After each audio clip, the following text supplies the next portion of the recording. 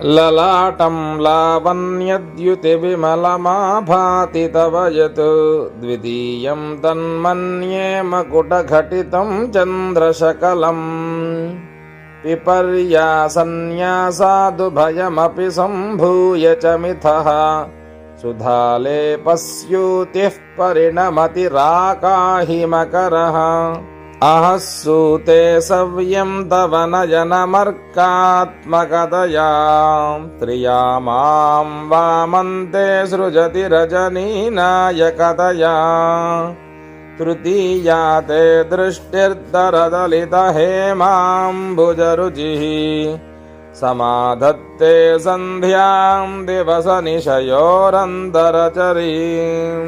ఒక్కసారి ఆయన నమస్కారం చేస్తే చాలట, అమ్మవారు కటాక్షించేస్తుంది, కురిపించేస్తుంది. ఆమె అవతారములన్నీ ధర్మం కోసం.